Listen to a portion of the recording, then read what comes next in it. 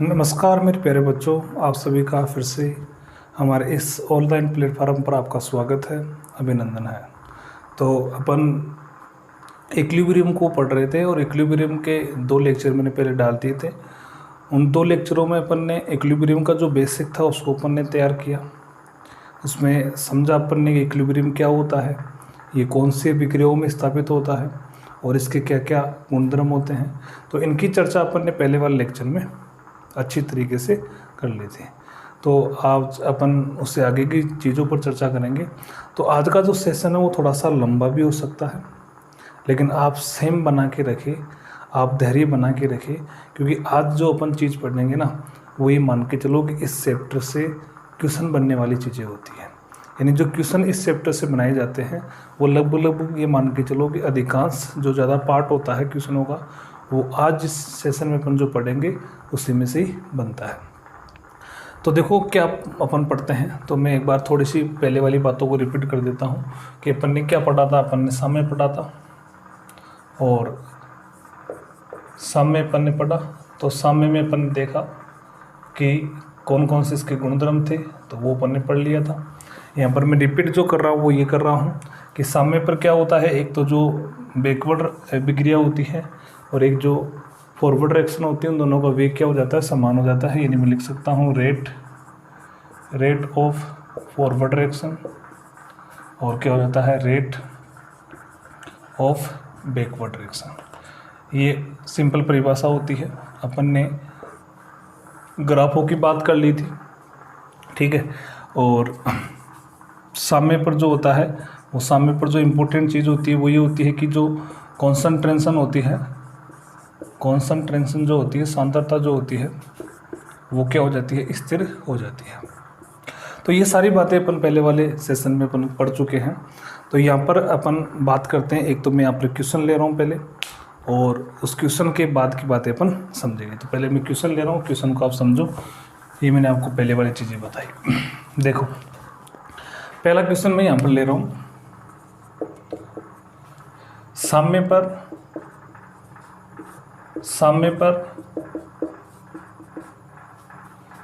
पर निम्न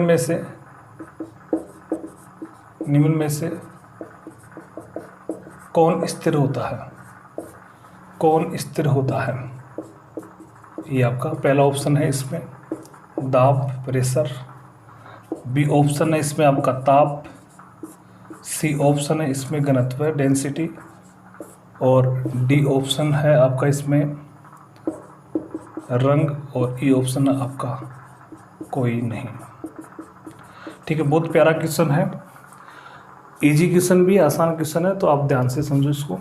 साम्य पर निम्न में से कौन स्थिर होता है, कौन स्थिर होता है। सॉरी, एक मिनट यहाँ पर लिख देता हूँ मैं सभी, इसकी जगह, इस ऑप्शन की जगह लिख देता हूँ सभी।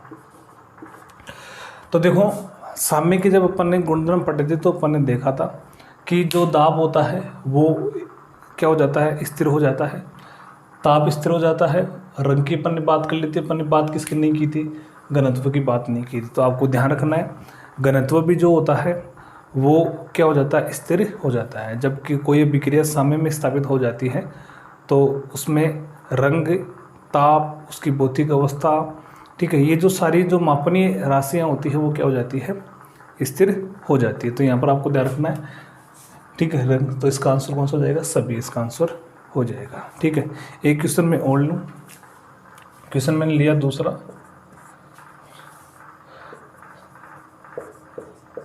साम्य पर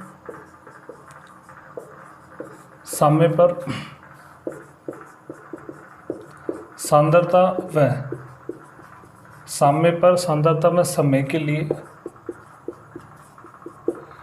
के लिए कौन सा ग्राफ सही है, कौन सा ग्राफ सही है। देखो क्वेश्चन जो बनते हैं एग्जाम में वो ऐसे ही क्वेश्चन बनते हैं, बेसिक चीज़ों से क्वेश्चन बनाने की कोशिश रहती है एग्जामिनर की, क्योंकि वो आपके नॉलेज को परखना चाहता है कि आपने किसी चीज़ को पढ़ा है तो किस लेवल से पढ़ा है और आपने उसमें जो उसका जो बेसिक है कि साम्य वास्तव में क्या होता है उसका भी अर्थ आपको पता है या नहीं है। तो ये सारी चीज़ें एग्जामिनर जो होता है वो आपसे जांचने की कोशिश करता है, आपको परखने की कोशिश करता है। तो ऐसे क्वेश्चन उनके एक अच्छे क्वेश्चनों के श्रेणी में आते हैं। तो आपका क्वेश्चन है समय पर सांद्रता में समय के लिए कौन सा ग्राफ सही है। तो इसका ए ऑप्शन मैं आपको दे रहा हूँ। ए ऑप्शन इस प्रकार से, ये समय है, यहाँ पर टी है और यहाँ पर सांद्रता है, ठीक है। और इसका ग्राफ मैंने पहला ग्राफ इस प्रकार से बना दिया, इस प्रकार से इसका पहला ग्राफ बना दिया। ये आर है और ये क्या है, पी। यानी ये अभिकारक के लिए है और ये किसके लिए है, प्रोडक्ट के लिए है। दूसरा ग्राफ मैंने बनाया इस प्रकार से, ये आपका क्या है, टी है और ये क्या है, सी है। और इसका ग्राफ मैंने इस प्रकार से बनाया, ये वही आर है और ये क्या है, पी है। सी ऑप्शन मैंने दिया आपको, ये वही टी और ये आर हो जाएगा। और इसमें सी ऑप्शन मैंने इस प्रकार से दिया, इस प्रकार से ये बन गया। और ये आर और ये क्या हो जाएगा, आपका पी हो जाएगा। इसी प्रकार से लास्ट में मैं लिख देता हूँ, चलो डी, कोई नहीं, या सभी लिख देता हूँ, सभी, ठीक है। तो ये आपके ऑप्शन है, ध्यान से समझो, बहुत प्यारी क्वेश्चन है, बहुत प्यारा क्वेश्चन है। इसमें देखो क्या पूछा गया आपको, सांद्रता और समय, इन दोनों के बीच में ग्राफ पूछा गया। तो आप मुझे बताओ कि सांद्रता के बारे में अपन ने समय के लिए क्या पढ़ा था कि समय पर सांद्रता क्या हो जाती है, स्थिर हो जाती है, कांस्टेंट हो जाती है। क्या हो जाती है, कांस्टेंट हो जाती है। ये अपन ने पढ़ा, ये पढ़ा। अब आपको ग्राफ में आपको ये चीज़ देखनी है कि कौन कौन से ग्राफ में सांद्रता जो है, कॉन्सेंट्रेशन जो है, वो कांस्टेंट कहाँ कहाँ हो रही है। अब कांस्टेंट होने का मतलब ये है कि सांद्रता में कोई परिवर्तन नहीं होता है, समय बढ़ रहा है लेकिन सांद्रता में किसी प्रकार कोई परिवर्तन नहीं होता है। वो अभिकारक की सांद्रता में परिवर्तन नहीं होता है और उत्पाद की सांद्रता में परिवर्तन नहीं होता है, दोनों की सांद्रता में परिवर्तन नहीं होता है।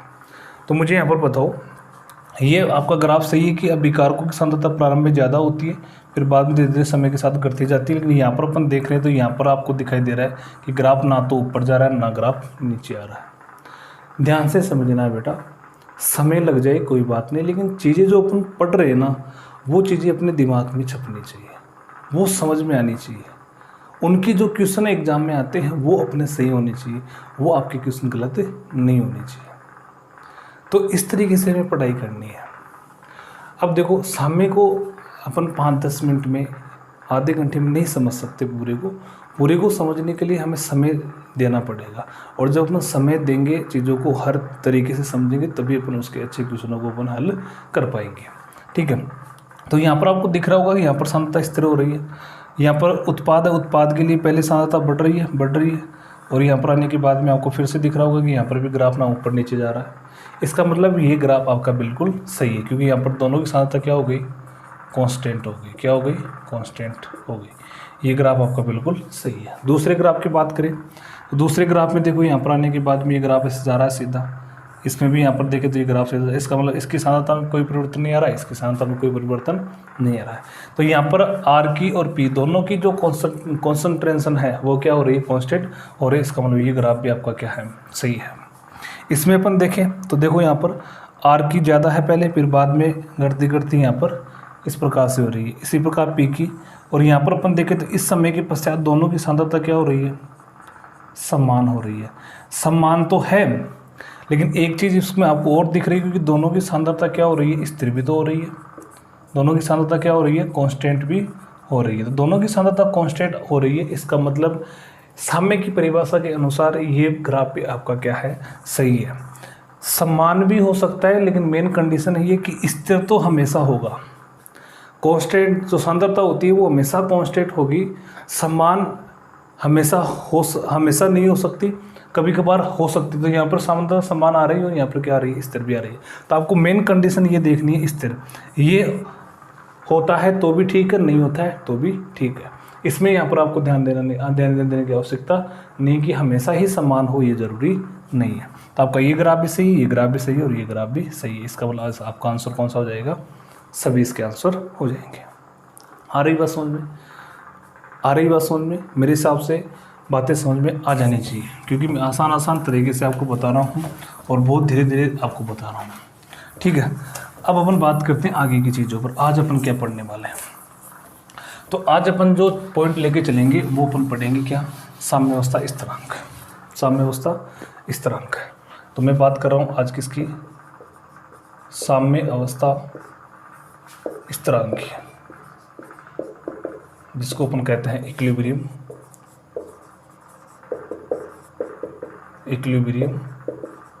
कांस्टेंट। ठीक है, इक्विलिब्रियम कांस्टेंट, इसको आपको जो, तो साम्य स्थिरांक क्या होता है इसकी अपन बात करें तो जैसे मान लो कि एक मैंने रिवर्सिबल रिएक्शन ली A+B और यहाँ पर इसका प्रोडक्ट बन रहा है COD। तो इसके लिए यदि मैं साम्यावस्था स्थिरांक इक्विलिब्रियम कांस्टेंट निकालना चाहूँ तो किस प्रकार से निकालूंगा, इसका इक्विलिब्रियम जो कांस्टेंट होता है इसको सॉरी KA होता है, ये KE। ठीक है, तो इसका इक्विलिब्रियम कांस्टेंट निकालना चाहूँ तो कैसे निकालूंगा, ये जो उत्पाद होते हैं उनकी सांद्रता तो लिखी दी जाती है ऊपर, इनकी सांद्रता तो ऊपर लिख दी जाती है, और जो रिएक्टेंट होते हैं उनकी सांद्रता लिख दी जाती है नीचे, इस प्रकार से। ये आपका क्या होता है, इक्विलिब्रियम कांस्टेंट होता है। इक्विलिब्रियम जो कांस्टेंट होता है वो दो प्रकार का होता है। कितने प्रकार का होता है, दो प्रकार का। किस प्रकार से होता है, जैसे मानो कि आपके पास कोई अभिक्रिया है, उसमें सारे के सारे जो अभिकारक है वो मान लेता हूँ कि गैसीय हैं, सारे के सारे कैसे हैं, गैसीय उत्पाद है। तो इनकी मैं सांद्रता भी निकाल सकता हूँ, और सांद्रता को इस प्रकार के कोष्टक से लिखा जाता है, ये एक्टिव मास को दर्शाता है, एक्टिव मास, या अपन कह सकते हैं सक्रिय सांद्रता भी इसको कह देते हैं, सक्रिय सांद्रता या मोलरिटी इसको कह देते हैं, सही है ये भी।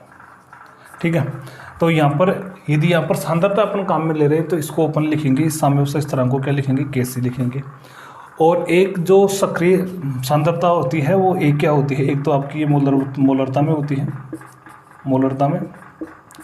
ठीक है, जिसको अपन N/V लिखते हैं। एक तो इसमें आता है सक्रिय द्रव्यमान, और एक किसमें आता है, एक आता है आपका इसमें, किसमें, इसमें आता है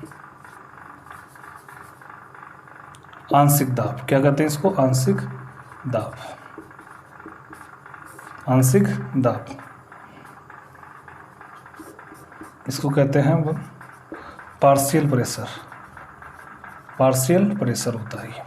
ठीक है, तो ये कैसे निकाला जाता है, ये जैसे अपन बात करें तो ये इस प्रकार से निकल जाएगा P/N/V और क्या हो जाएगा RT। तो यहाँ पर भी अपन देखें तो ये पार्शियल प्रेशर होता है, ये किसके समानुपाती आ रहा है, N/V की। इसलिए आपको ध्यान रखना है कि एक तो पार्शियल प्रेशर और एक मोलरता, ये दोनों क्या होती है, सक्रिय सांद्रता मानी जाती है। तो यहाँ पर यदि अपन सांद्रता काम में ले रहे हैं तो इसको लिखना आपको Kc लिखना है।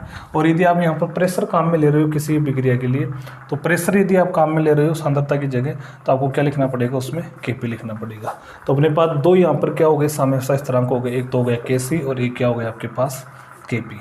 तो दो साम्यावस्था स्थिरांक हुई, ये तो कब, जब सांद्रता ली जाए, सांद्रता किसमें, मोलरता में।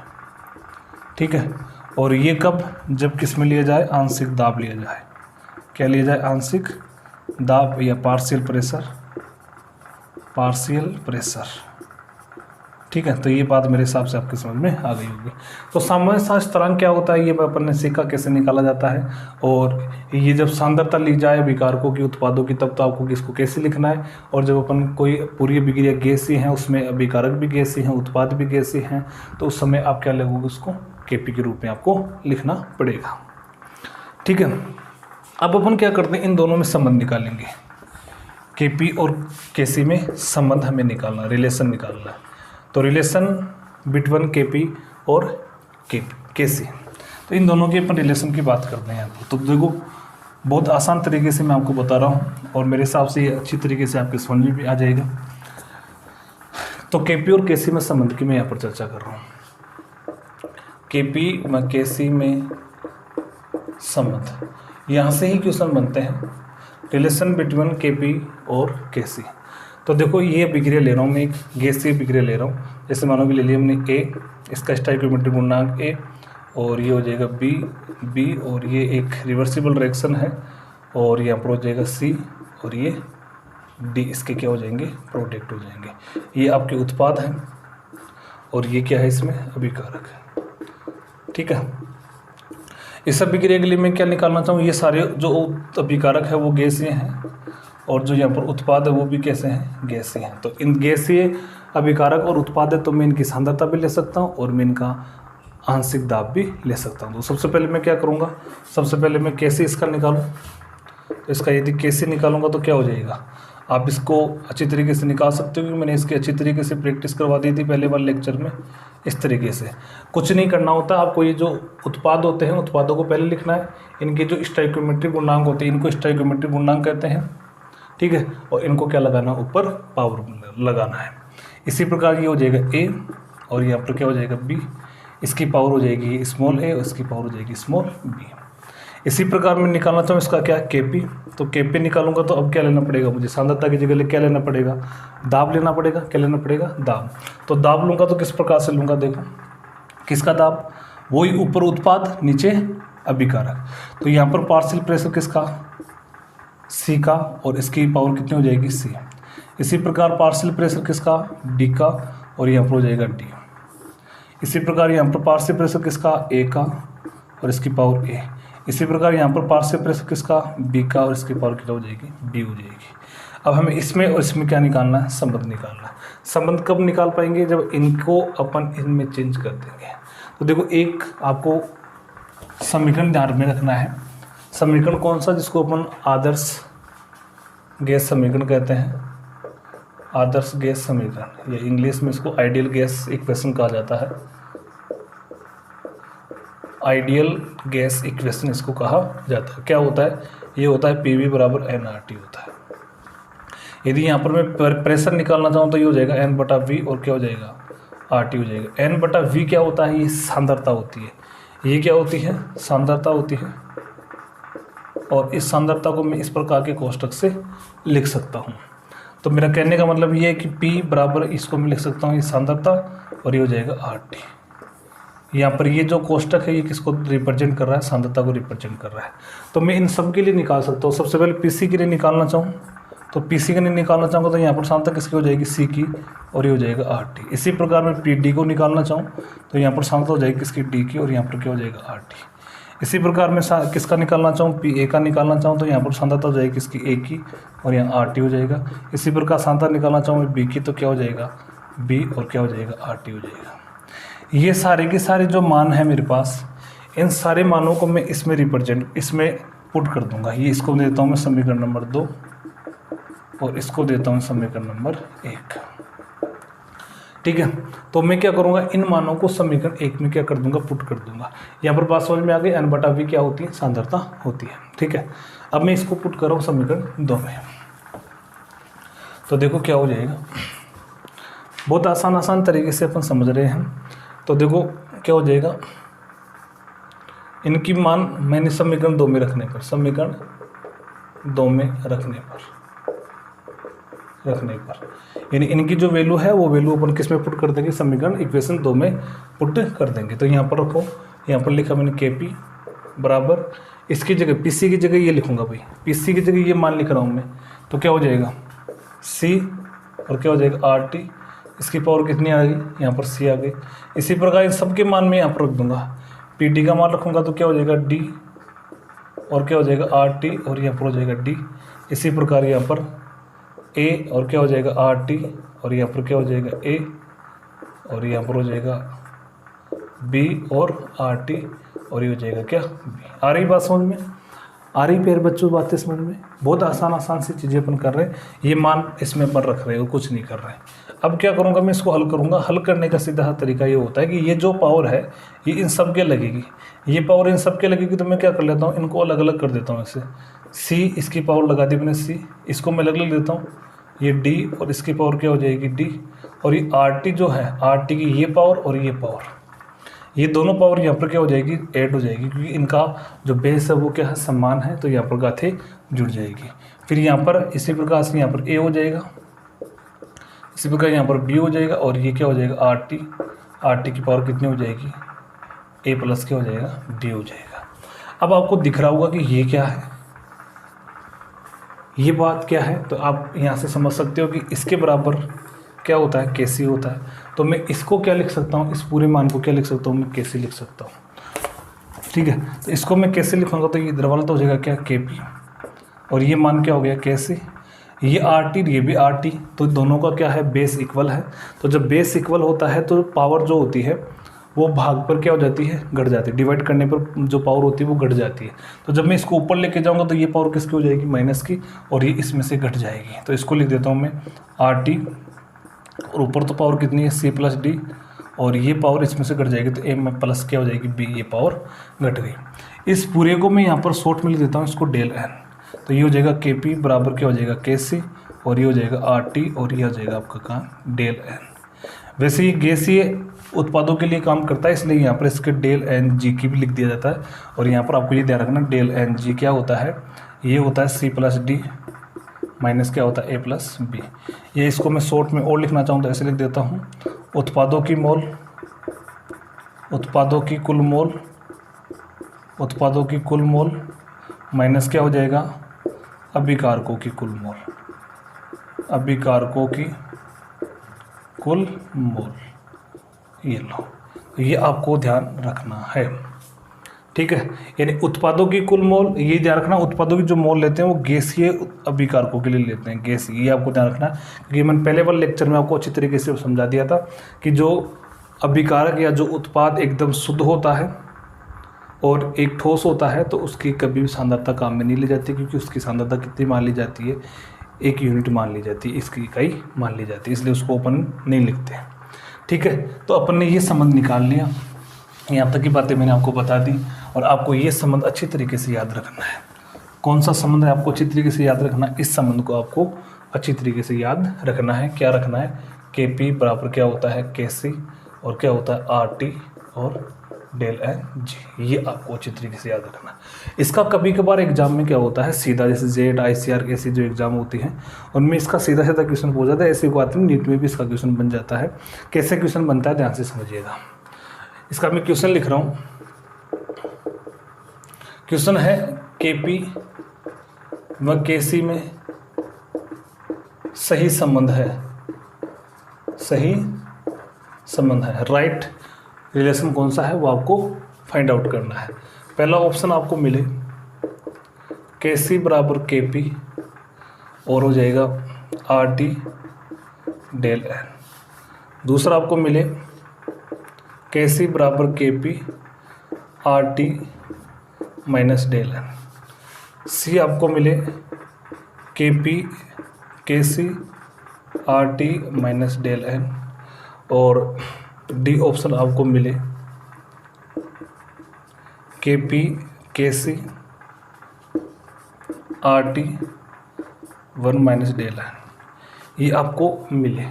तो आपसे पूछे बताओ इनमें सही संबंध कौन सा है। तो बहुत प्यारा क्वेश्चन है, ऐसे ही क्वेश्चन पूछे जाते हैं जेड जैसे एग्जाम में, ICR जैसे एग्जाम में ऐसा क्वेश्चन बन जाता है। बहुत आसान क्वेश्चन होता है, कुछ भी नहीं होता। यदि ये सूत्र भी यदि आपको याद है, फॉर्मूला याद है, तो आप अच्छी तरीके से क्वेश्चन को सही कर लोगे। सही करने का मतलब है कि आपने 4 नंबर पक्के कर लिए। कितने नंबर, 4 नंबर पक्के कर लिए। तो आपको अच्छी समझ विकसित करनी है, अच्छा नॉलेज आपको लेना है, और उसी नॉलेज के बलबूते पर आपको एग्जाम के जो क्वेश्चन होते हैं उनको अटेंड करने हैं। तो बताओ आप इसमें मेरे हिसाब से आप सही तक पहुँच जाओगे। पहला के पी बराबर के सी, गलत, क्योंकि पहले के पी आ रहा है उसके बाद में के सी आ रहा है, इसका मतलब ये तो गलत है। दूसरा के सी बराबर के पी और क्या आ रहा है आर टी, यहाँ पर डेल है, यहाँ पर माइनस में आ रहा है, यहाँ पर क्या आ रहा है प्लस में आ रहा है। लेकिन आपको ध्यान देना है, कैसे ध्यान देना है, यहाँ पर कौन आ रहा है के सी आ रहा है, यहाँ पर कौन आ रहा है के पी। इसका मतलब ये वैसे तो गलत होना चाहिए, लेकिन यहाँ पर माइनस आ रहा है। इसको मैं आगे हल करना चाहूँ तो देखो कैसे हल करूँगा। इसको हल कर रहा हूँ आगे। क्या दे रखा आपको के सी बराबर के पी और यहाँ पर दे रखा आर टी डेल एन माइनस। माइनस में है तो इसको प्लस में बनाओ।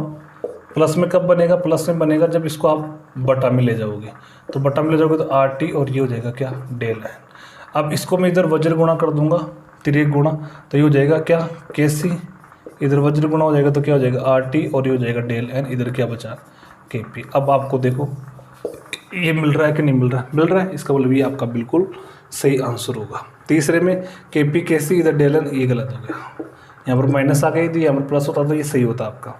यहाँ पर डी अपन देखें तो के पी बटा के सी, और इसको आगे हल करना चाहिए तो यहाँ पर है हल होगा ही नहीं, ये किस में आ रहा है माइनस में आ रहा है, इसलिए आप इसको छोड़ो। देखो कर लेते हैं एक बार इसको इधर लाऊंगा तो ये जो बटा वाली पावर होती है इसको आप इधर से इधर लाओगे तो देखो क्या होगा, ये होगा के पी इसको गुणा कर दो आप, कैसे हो जाएगा, और ये हो जाएगा RT 1/, क्या हो जाएगा, डेल n हो जाएगा। फिर ये नहीं होगा, कैसे भी नहीं होगा, क्योंकि ये 1/डेल n में आ रहा है। यदि ये पावर n डेल n में होती है तब तो अपन इसको देखते, लेकिन ये 1/डेल n में आ रहा है, इसका मतलब ये नहीं हो सकता। तो आपका इसका सही आंसर कौन सा हो जाएगा, बी हो जाएगा। ये आपका गलत है। पावर इसमें किस में आ रही है, 1/डेल n में आ रही है, इसलिए नहीं हो सकता। ठीक है, ये क्वेश्चन मेरे हिसाब से आपके समझ में आ गया होगा। ऐसे ही क्वेश्चन बन जाते हैं कभी कभार एग्जाम में, बहुत आसान क्वेश्चन होते हैं। ठीक है, अब अपन बात करते हैं आगे की चीज़। डेल एन कैसे निकालते हैं, इसको आपको अच्छी तरीके से आना चाहिए। डेल एन कैसे निकालते हैं, जैसे मानो कि मैं एक विक्रिया दूँ आपको, ये क्वेश्चन दो, क्वेश्चन जैसे मानो कि दे दिया मैंने, और क्वेश्चन दिया कौन सी रिएक्शन के लिए डेल एन बराबर 2 होगा। ये आपका क्वेश्चन है, कौन से रिएक्शन के लिए डेल एन बराबर 2 होगा। पहला ऑप्शन आपको मैं दूँ 2A + 3B, और ये हो जाएगा 2C। फिर आपको B मैं दूँ, B आपको दूँ 2A + 2C, और ये आपको हो जाएगा कितना, 5C। ये सारे गैसीय उत्पाद है भाई, ध्यान रखना है इस चीज़ का, ये सारे गैसीय उत्पाद है। इस चीज़ का विशेष ध्यान रखना, उत्पादों में अवस्था कौन सी है, बहुत इंपॉर्टेंट चीज़ है। मैं आपको बहुत अच्छा क्वेश्चन बता रहा हूँ ये, ठीक है। उसके बाद में मैं ले रहा हूँ, जैसे मानो मैंने यहाँ पर ले लिया 4C, और ये गैसीय है, और यहाँ पर ले लिया मैंने A + B, ये सॉलिड है, और इसी प्रकार D ले लिया मैंने A, G ये गैसीय है, ये B ये गैसीय है, और यहाँ पर ले लिया मैंने कितना 2C और 2D ले लिया। आपका क्वेश्चन है, आपको डेल एन बराबर 2 किसके लिए होगा, ये आपको छांटना है। डेल एन कैसे निकालते हैं अभी बताया मैंने। डेल एन क्या होता है, डेल एन जी, इसको अपन कहते हैं कैसे, NP -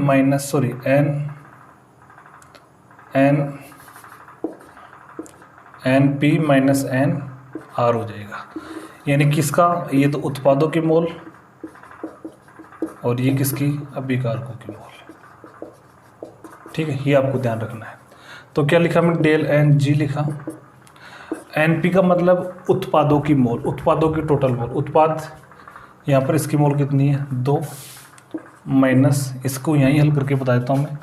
यहाँ पर इसका डेल एन निकालूंगा तो कितना हो जाएगा 2 माइनस इन दोनों को जोड़ना पड़ेगा, 3 और 2 5, तो माइनस का कितना है 3 है। इसका मतलब इसका ये आंसर आपका नहीं होगा। डेल एन आपको क्या निकालना है, 2 निकालना है।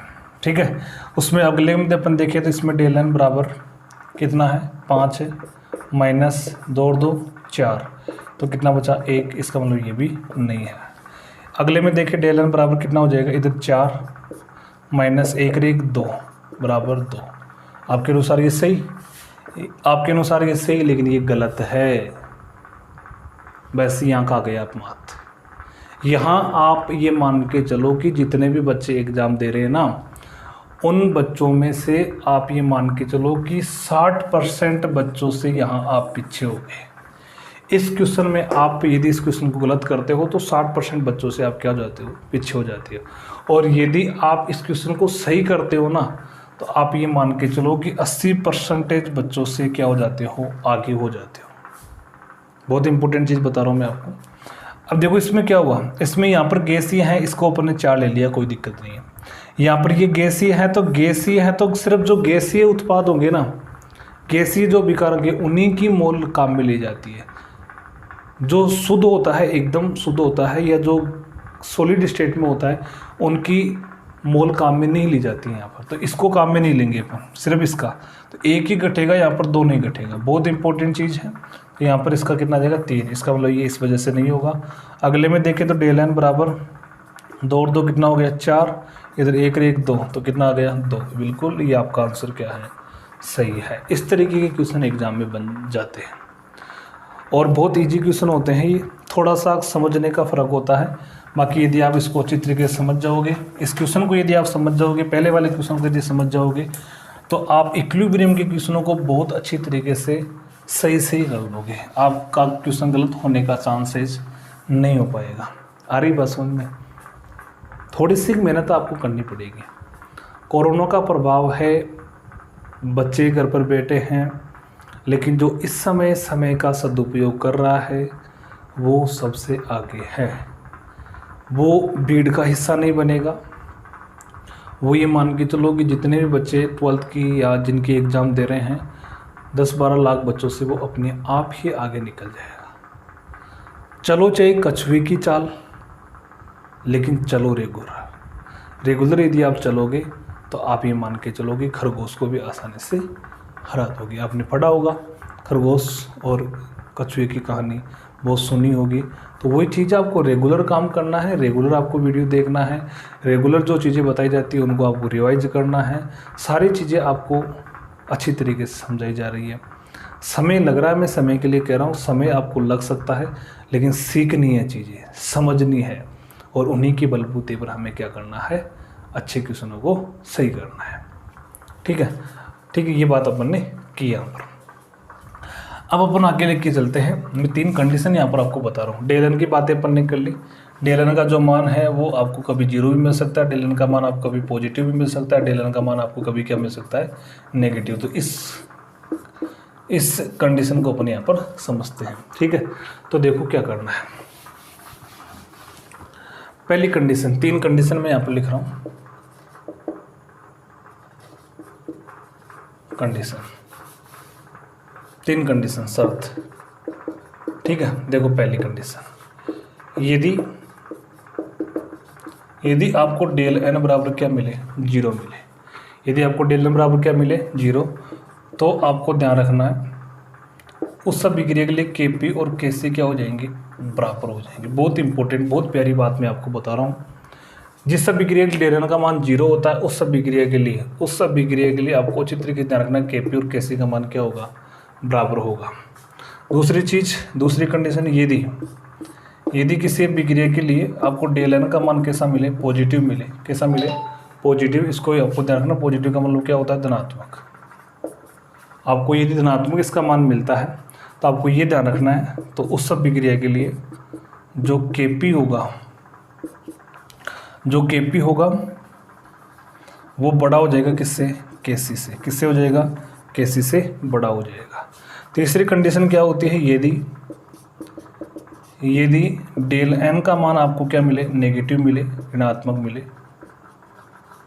तो डेल एन का मान यदि आपको ऋणात्मक मिलता है तो आपको ध्यान रखना है कि जो केसी होता है वो बड़ा होता है किससे, केपी से। कैसे होता है इसको मैं थोड़ा सा समझा देता हूँ आपको, ज़्यादा समय में नहीं लूँगा इसमें। ये आपको याद होता है तो बहुत अच्छी बात है, याद नहीं होता है तो भी अपन ऐसी बात नहीं है कि क्वेश्चन सही नहीं कर पाएंगे, क्वेश्चन सही कर पाएंगे अपन।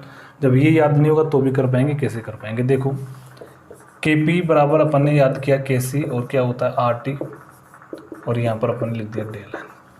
आप खुद सोचो कि यहाँ पर डेल एन का मान 0 हो, तो जब इसका मान 0 होगा तो यहाँ पर मैंने 0 रखा, और जब किसी भी पद की पावर यदि 0 हो जाती है, आप इस चीज़ को अच्छी तरीके से नोट कर लेना, किसी भी पद की यदि पावर 0 हो जाती है तो उसका मान सदैव कितना होता है, 1 होता है, 1 होता है उसका मान। कितना होता है, 1। तो यहाँ पर इस सब की जगह 1 बन जाएगा, तो ये अपने आप ही क्या हो जाएगा, के पी बराबर क्या हो जाएगा, के सी हो जाएगा। ये 1 बना तो अपने आप ही क्या हो गया, ये। तो जब 0 होगा डेल एन का मान तो के पी और के सी उस सब डिग्री क्या हो जाएगा, बराबर हो जाएगा, इक्वल हो जाएगा। बहुत प्यारी प्यारी सी बातें मैं आपको बता रहा हूँ, बहुत मीठी मीठी सी बातें मैं आपको बता रहा हूँ। समझना है बेटा, प्यार से समझना है, तभी अपन क्वेश्चनों को सही कर पाएंगे। ठीक है, दूसरी कंडीशन मैंने क्या बताई, दूसरी कंडीशन, ये फर्स्ट कंडीशन की बात की मैंने। दूसरी कंडीशन में कह रहा है कि पॉजिटिव मिले। पॉजिटिव का मतलब मैं डेल एन का मान कितना रख लूँ, 2 रख लूँ, कितना भी रख लो आप, पॉजिटिव मान है तो के पी बराबर के सी और क्या हो जाएगा, आर टी, और यहाँ पर मैंने 2 रखा तो इसका मान चाहे कितना भी फिक्स मान होते हैं, वैसे आर का मान फिक्स होता है, टी आपको दिया हुआ होगा। इन दोनों का मल्टीप्लाई करके आप 2 का मतलब जितना भी होगा, यानी आपके पास यहाँ पर यदि पॉजिटिव पावर आ रही है, इसका मतलब इसकी पावर लगाऊंगा तो यहाँ पर कुछ ना कुछ मुझे पॉजिटिव मान ही मिलेगा। क्या मिलेगा, पॉजिटिव मान ही मुझे मिलेगा, पॉजिटिव वैल्यू मुझे प्राप्त होगी। तो KP बराबर KC, और मैं कह सकता हूँ यहाँ पर मुझे एक नंबर मिलेगा। क्या मिलेगा? एक नंबर। तो अब आप मुझे बताओ कि ये KP KC के, यानी KP KC और इस नंबर का क्या है? एक मल्टीपल। यहाँ पर नंबर में x मान लेता हूँ, इसका मल्टीपल है, यानी इसको मैं इससे गुणा करूँगा तब ये इसके बराबर होगा, तब इसके क्या होगा? बराबर। इसका मतलब ये मान छोटा है, ये मान छोटा है, तो मैं कह सकता हूँ KP क्या हो जाएगा? KC से बड़ा हो जाएगा। ये कंडीशन मैंने बताई।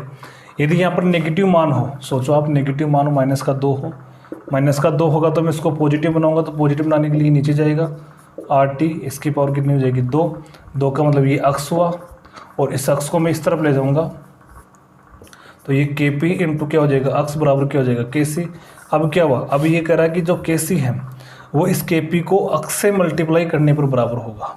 इसका मतलब ये मान अब क्या हो गया? छोटा, और ये मान क्या हो गया? बड़ा। तो अपन कह सकते हैं KC KP से क्या हो जाएगा? बड़ा हो जाएगा। तो ये तीनों कंडीशनों की मैंने यहाँ पर आपसे बात की। ये बातें मेरे हिसाब से आपके समझ में आ गई होगी। इसके बहुत प्यारे प्यारे क्वेश्चन बनते हैं, बहुत अच्छे अच्छे क्वेश्चन बनते हैं, ठीक है। बहुत बार एग्जाम में पूछा जाता है, नीट जैसे एग्जाम में पूछा जाता है, जेड जैसे एग्जाम में पूछा जाता है, ठीक है, ICAR जैसे एग्जाम में पूछा जाता है। तो 1-2 क्वेश्चन अपन यहाँ पर हल करते हैं, समझते हैं इस कंसेप्ट को बहुत अच्छी तरीके से। कंसेप्ट आपका और मजबूत हो जाएगा, ठीक है। तो मैं मार्कर में स्याही डाल लेता हूँ, स्याही इसमें ख़त्म हो गई है, ठीक है। तो अब इसके अपन प्यारे प्यारे क्वेश्चनों को हल करते हैं। ये आप इसको नोट कर लेना, अपनी कॉपी में, नोटबुक में नोट कर लेना, या इसका स्क्रीनशॉट लेना आप। और YouTube वाले ने बहुत प्यारा सा ऑप्शन दिया है आपको कमेंट्स बॉक्स का। तो यदि कोई प्रॉब्लम हो, कोई क्वेश्चन हो, तो आप कमेंट्स बॉक्स में लिख दिया करो, पूछ लिया करो। जो भी आपको कोई डाउट होता है, कोई प्रॉब्लम होती है, तो पूछ लिया करो। क्लास में तो बेटा, ऑफलाइन क्लासों में तो क्या होते हैं, बच्चे शर्मा जाते हैं। क्लास में बच्चों की भीड़ को देख के भाई अपनी यहाँ पर अभी बेइज्जती होगी, अपने पर हंसेंगे, इस वजह से बच्चे पूछ नहीं पाते हैं। तो बेटा यहाँ तो कमेंट्स बॉक्स का एक ऑप्शन है आपके पास, बहुत प्यारा सा ऑप्शन है।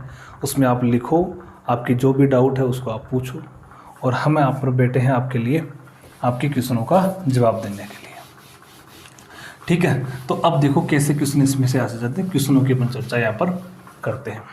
तो पहला क्वेश्चन मैं आपको यहाँ पर दे रहा हूँ। क्वेश्चन को हल करना अच्छी तरीके से आप खुद से प्रयास करने की कोशिश किया करो। जब तक खुद से प्रयास नहीं करोगे, तब तक चाहे कितना ही अच्छा आप पढ़ लो, कहीं पर भी पढ़ लो, आप क्वेश्चनों को सही नहीं कर पाओगे। तो क्वेश्चन है आपका, क्वेश्चन है कौन सी रिएक्शन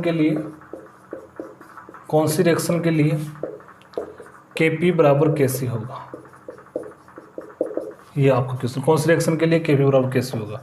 पहला ऑप्शन आपको मैं दे रहा हूँ N2 + 3H2 और क्या हो जाएगा 2NH3 हो जाएगा। ये सारे गैसीय प्रोडक्ट हैं, ये ध्यान रखना, मैं प्रोडक्ट सारे गैसीय ले रहा हूँ यहाँ पर। बी ऑप्शन इसका हो जाएगा PCl5, ये भी गैसीय है, और इसको जब गर्म किया जाता है तो ये PCl3 और Cl2 में टूट जाता है। ये भी गैसीय प्रोडक्ट है, ये भी गैसीय प्रोडक्ट है, ठीक है। सी इसका ऑप्शन मैं आपको दे रहा हूँ H2 + I2, और ये बन जाएगा आपका क्या 2HI। ये भी गैसीय हैं, ये भी गैसीय हैं, और ये भी क्या है गैसीय हैं। और डी ऑप्शन आपको मैं दे रहा हूँ SO2 + O2, और ये बन जाएगा क्या 2SO3 बन जाएगा। ये भी गैसीय है, ये भी गैसीय है, और ये भी गैसीय है। क्वेश्चन को अपन हल करते हैं, कैसे करेंगे हल, वही आपको क्या निकालना, डेल एन। अपन ने देखा था डेल एन जिस सभी क्रिया के लिए 0 होता है, उस सभी क्रिया के लिए KP और KC क्या होता है, इक्वल होता है। ये अपन ने पढ़ लिया था। तो आपको ये चीज़ देख लें, डेल एन बराबर 0। इसका डेल एन निकालूँ मैं, डेल एन बराबर क्या हो जाएगा 2 - 3 और 1। इसका 1 है, कोई नंबर नहीं तो आपको ऐड करना पड़ेगा ये 1। तो 3 और 1 कितना हो जाएगा 4, तो माइनस का 2, माइनस में आ रहा है, इसका मतलब ये तो नहीं होगा, ठीक है। दूसरे में देखें डेल एन, इसमें कितना 1 रे कितना 2, माइनस इधर कितना 1, तो क्या हो जाएगा 1, इसका मतलब ये भी नहीं है, पॉजिटिव आ रहा है। इसके बाद इसमें देखें अपन डेल एन, तो डेल एन इधर कितना है 2 माइनस 1 इसका 1 रे कितना हुआ 2। दिख तो रहा है सबको, समझ में आ रहा है। तो 1 और 1 कितना हो जाएगा 2, तो 2 में से 2 गया तो क्या आ गया 0 आ गया। बिल्कुल ये आपका आंसर सही है। इस सभी क्रिया के लिए जितना KP होगा उतना ही क्या हो जाएगा KC हो जाएगा। दोनों मान यहाँ पर क्या होंगे, बराबर होंगे। अगला क्वेश्चन देखें तो डेल एन, इसमें अगले के लिए डेल एन देखें तो अपन ये हो जाएगा 2 माइनस 2 और 1 3, तो इसमें क्या आ रहा है, माइनस में आ रहा है कितना 1, इसका मतलब ये भी नहीं होगा। यदि इसी क्वेश्चन को मैं लिखूँ कौन सी विक्रिया के लिए, Kp बड़ा होगा Kc से, ये आपका क्वेश्चन है। कौन सी विक्रिया के लिए Kp बड़ा होगा Kc से, यही आपका क्वेश्चन है सपोज करो, ठीक है। और ये आपके ऑप्शन है। तो सबसे पहले डेल एन बराबर क्या है यहाँ पर माइनस का, तो जब डेल एन, ये आपको ध्यान रखना है, डेल एन बराबर 0 तो Kp बराबर क्या हो जाएगा Kc, ये अच्छी तरीके से याद करना है। Kp डेल एन का मान यदि पॉजिटिव हो तो क्या होगा, Kp बड़ा होगा किससे, Kc से, और डेल एन का मान क्या हो, नेगेटिव हो तो क्या हो जाएगा, Kc Kp से बड़ा हो जाएगा, ठीक है। तो देखो इसमें क्या आ रहा है, पॉजिटिव आ रहा है, इसका मतलब इसमें तो कौन होगा, Kp, हाँ बिल्कुल इसमें पॉजिटिव आ रहा है, दूसरे में पॉजिटिव आ रहा है डेल एन का मान, इसमें नेगेटिव आ रहा है, इसका मतलब ये नेगेटिव पर ये पोजीशन Kp कैसे बड़ा होगा Kp से, आपको देखना Kp बड़ा होना चाहिए। तो Kp बड़ा के नहीं, Kp बड़ा होगा कब, जब पॉजिटिव मान आएगा। इसमें नेगेटिव आ रहा है, इसका मतलब ये नहीं होगा। इसमें डेल एन का मान पॉजिटिव आ रहा है, हाँ बिल्कुल ये आपका सही होगा। इसमें ये 0, ये भी नहीं होगा। इसमें भी नेगेटिव आ रहा है मान, इसका मतलब ये भी नहीं होगा। तो आपका सही आंसर कौन सा बन जाएगा, ये बन जाएगा। तो मेरे हिसाब से इन 2 क्वेश्चनों के माध्यम से आपकी चीज़ें दिमाग में अच्छी तरीके से सेट हो गई होगी कि आपको क्या देखना है, आपको डेल एन देखना है। डेल एन से अपन क्या कर सकते हैं, Kp और Kc के लिए देख सकते हैं कौन बड़ा होगा और कौन छोटा होगा, ठीक है। ऐसे क्वेश्चन बनते हैं। एक क्वेश्चन कैसा बनता है, एक क्वेश्चन इस प्रकार का बन सकता है, जैसे मानो कि आपको क्वेश्चन दे देगा और आपसे पूछेगा, जैसे मानो कि आपसे क्वेश्चन ये आपको देगा, जैसे मानो कि N2 प्लस 3H2 और 2NH3, ये अमोनिया की हेबर विधि होती है निर्माण की, ठीक है। ये दे देगा के लिए Kc का मान, के लिए Kc बराबर आपको देगा 9.5 × 10⁻³ है। तो Kp ज्ञात कीजिए, Kp ज्ञात कीजिए, ये आपका क्वेश्चन है, या Kp होगा, ठीक है। ये आपका क्वेश्चन है, आपको हल करना पड़ेगा। कैसे करोगे, आपको पता है, अपन जानते हैं कि Kp बराबर क्या होता है Kc, और क्या होता है Rt, और क्या हो जाएगा डेल एन हो जाएगा। आपको डेल एन यहाँ से निकालना है।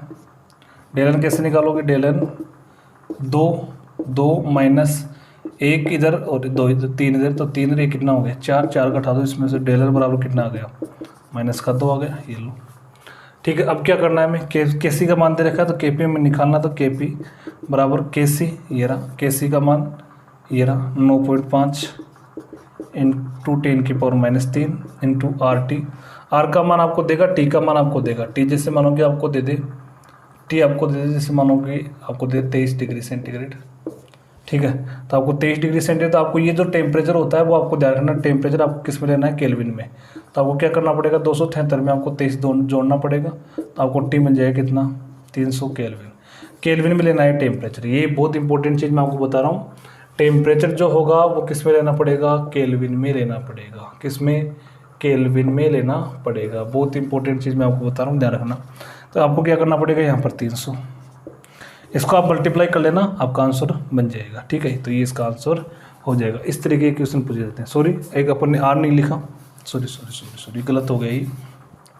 आपको R का मान आपको लेना है इसमें 0.082, और T का मान आपको लेना है कितना, 300 केल्विन। इन दोनों को मल्टीप्लाई कर लेना, -2, इसको प्लस बनाओगे, इधर लाओगे, भाग दोगे, इतना आपको करना पड़ेगा। Kp बराबर 9.5 × 10⁻³ और इसको आप हल करोगे तो ये बटा में आ जाएगा, इधर 0.082 × 300, 2 बार इसको मल्टीप्लाई करना पड़ेगा, 2 बार, फिर इसको हल कर लोगे, आपको किसका मान मिल जाएगा, Kp का मान मिल जाएगा, ठीक है।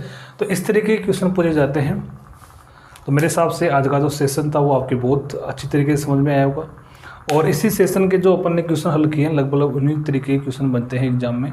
तो आप इसकी बहुत अच्छी तरीके से प्रैक्टिस करना। आपके पास जो भी घर पर कॉपी किताब जो भी है, आपके पास जो भी नोट्स है पढ़े हुए, उनसे आप इनकी प्रैक्टिस कर लेना, क्वेश्चनों को हल कर लेना। और जो भी आपकी कोई प्रॉब्लम होती है आप कमेंट्स बॉक्स में लिख दिया करो, ठीक है। तो आज के सेशन को अपन यहीं कंप्लीट करते हैं, फिर अगले सेशन में मिलते हैं एक नए पॉइंट के साथ, नए क्वेश्चनों के साथ, ठीक है। तो कोरोना से आप सतर्क रहिए, सावधान रहिए, ठीक है। Take care.